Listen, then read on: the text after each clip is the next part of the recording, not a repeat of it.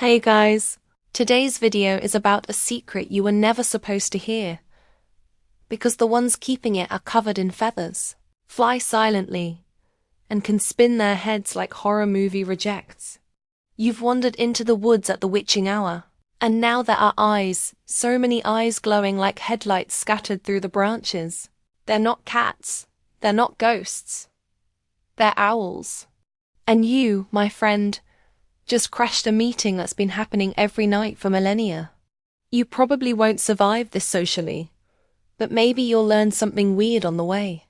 So before you get comfortable, take a moment to like the video and subscribe, but only if you really like what I do here. Drop your location and local time in the comments. Let's see who's watching this with their lights off and blinds wide open. Now, turn off the lights.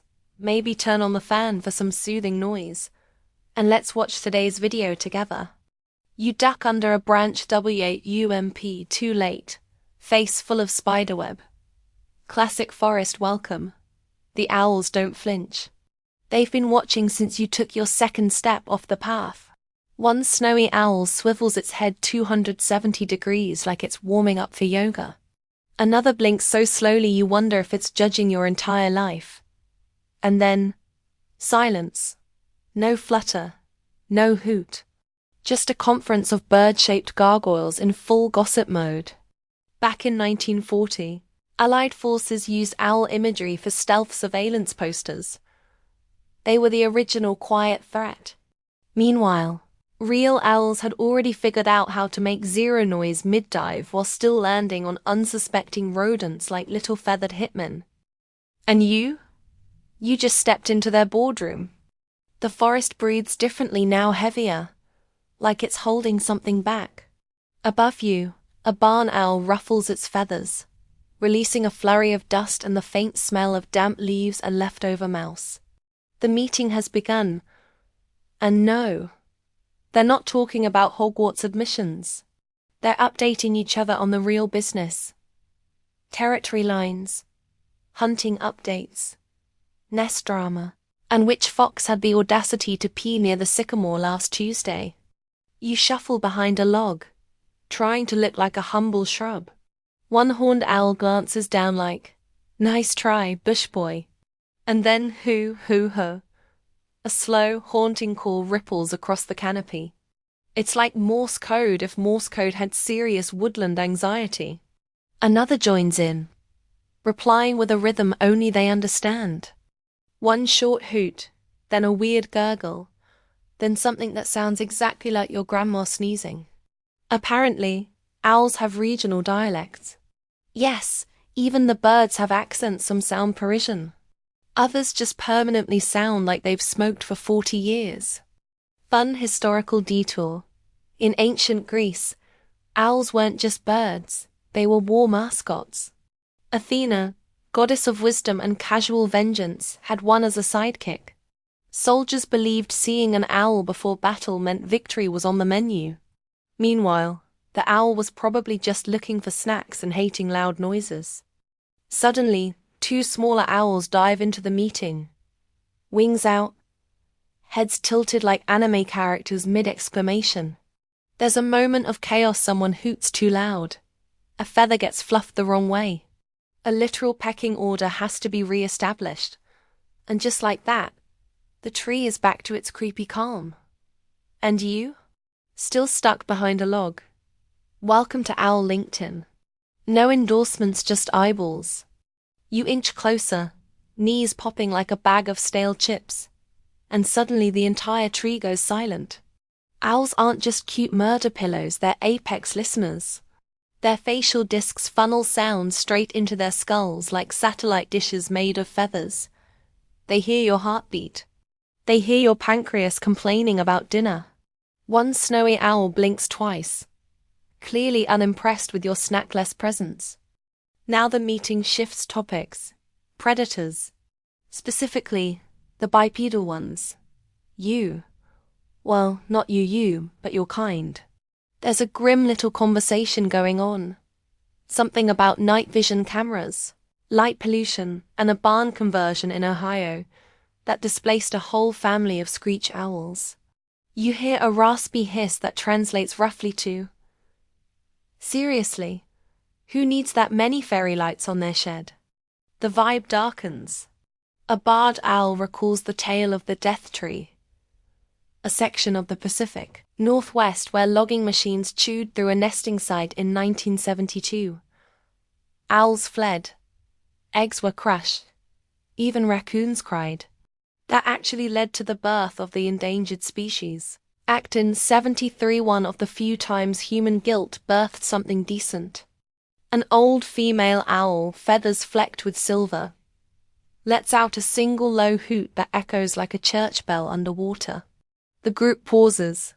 History has weight in this tree. Suddenly, a burrowing owl cuts the tension by projectile vomiting a mouse skull at an aggressive cousin. That's owl diplomacy. Folks passive-aggressive owl pellets and a strict no-therapy policy. You watch as they settle down again, fidgeting on their branches like toddlers in a group photo. You're starting to realize this isn't just a meeting. It's a vigil, a parliament, and a feathered TED Talk rolled into one. And you're the awkward intern who brought no coffee.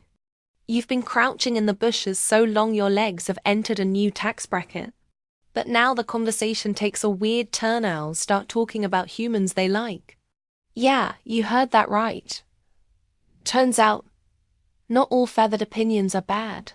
Some owls adore farmers who leave their fields fallow, creating perfect vole buffets. One even fondly recalls a park ranger in Patagonia who once hand-fed him beef jerky.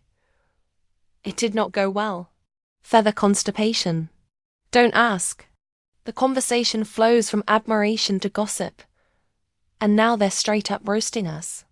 A great horned owl mimics a wildlife photographer falling face first into a pond. Perfect impression, dignity, and $3,000 lens both drowned.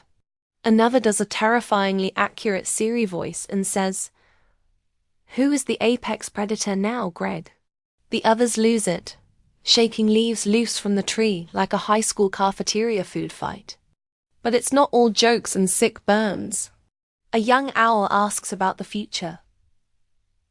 Will there be enough trees? Enough darkness? Enough silence? The elder owls exchange glances like war veterans watching the news. They speak in hoots too low for your ears, but the mood says it all. Uncertain, nervous, yet stubbornly hopeful. One owl mentions an old diary written by Leonardo da Vinci, where he sketched owl wings and called them the quietest design nature ever made. Owls remember things like that. The oldest owl finally speaks, just one word, a hoot so long and low it vibrates your teeth. The others nod. It means something deep and ancient like adapt, again. Or maybe just don't poop where you nest. Hard to say. Either way, you're now watching an ancient species discuss your species like Yelp reviewers who've been burned too many times. One final owl joins the council, a snowy owl, late, unapologetic, wings dusted with frost and attitude. You brace for a clash of cultures, but instead the others shuffle aside like VIP seats just opened. This owl isn't here for gossip or weather updates. This one brings news. The Arctic's changing fast, she says. Ice sheets are shrinking, prey is scarcer, and the nights once their kingdom are getting shorter. Somewhere in the tundra, her sister nested in a satellite dish. It was warm, sure, but try raising chicks with static buzzing in their skulls. You can't. So now owls migrate farther, earlier, unpredictably.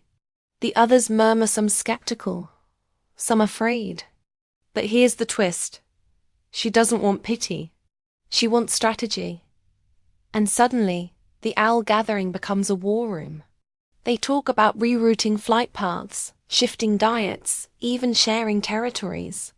A barred owl proposes mixed species alliances, which gets an eye roll from the barn owl, who mutters, "Great, now I have to eat tofu."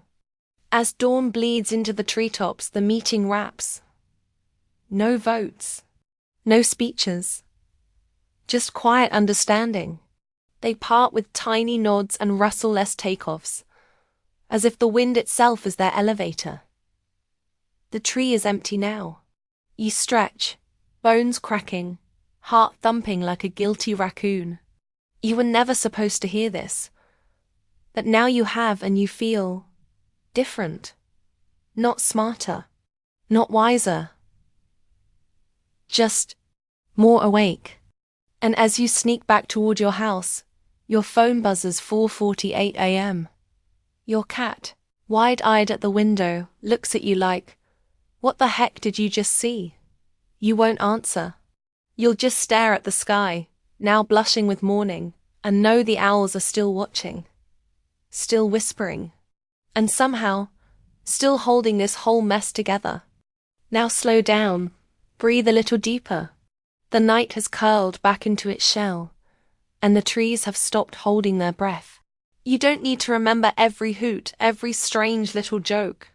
Just know that the world kept spinning while you listened. The owls will meet again. Probably tonight. Probably somewhere else. And you? You get to rest now, because you were there, just once, for something most people will never even imagine. End of script. Thanks for watching.